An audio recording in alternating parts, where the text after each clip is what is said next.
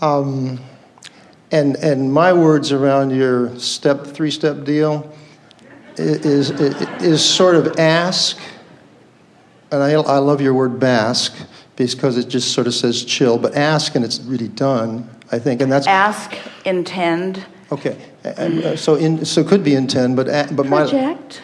Project? Very softly. Well, that's what radiates from the thought. I mean, so it modulates this source into this lattice energy was my word for grid that fills in. But so the way it works for me in my words is this ask, bask. Which is the allowing. And then let the how be the wow. Which is the grid filling in. Yes. Which is the grid filling in. Yes. So I'm into a lot of wows right now. A lot of wows, like wow in my life. Life is very good for me. So the curiosity part here is on the non-physical is sort of, the physical is an extension of non-physical. So altogether we get the all that is. So on this leading edge of physicality, we come back in a death experience into non-physical.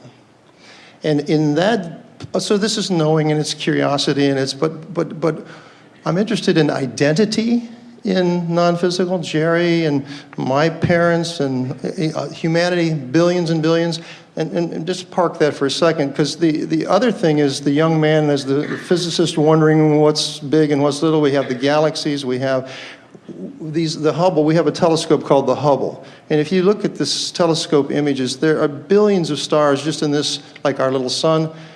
And so the interest question is we physically look through and extend our senses through devices like the Hubble telescope, and we see not just a galaxy like the Milky Way, which is us with billions, 200 billion stars. Then there are billions of these galaxies, and we have this thing called a Big Bang that's like an expanding universe. And this all seems physical to us. It's sort of energy manifestations. And my question is how is that perceived? So let's say I die, and I will, physically, this form. What will I see of this physical universe from the perspective of non-physical? How would it look? Or how will I see it? How will I sense it? And how will I know my identity without physical form? That's probably enough to ask. It's enough for days of conversation. First of all, it's in the vortex. And so the answers will continue to come. These are the questions that Esther is asking. And that's what happened. I mean, I get answers. I ask a question like that to you, and you're going to help me greatly, but then a lot of things will the lattice will keep filling in. Excuse me. The timer has sounded, but we're going to take a little bit of time here and at least lay a basis for a future conversation about this, because nothing is more important to most of you than the way you fit into the bigger picture. And the reason that fitting into the bigger picture is important to you is because you have perspective or perception or belief that there is a bigger picture. As we began visiting with you all those years ago when Esther began receiving us, we wanted to help you to be aware that you were more than you see in this physical body, and that there is a non-physical part of you. And in that process, in wanting to help you to define that you were more than you know here in this physical body, the disadvantage of that was it causes the non-physical to feel like it's somewhere else. Where what we're wanting you to understand is that when we talk about leading edge, we're talking about all consciousness coming forward in this moment.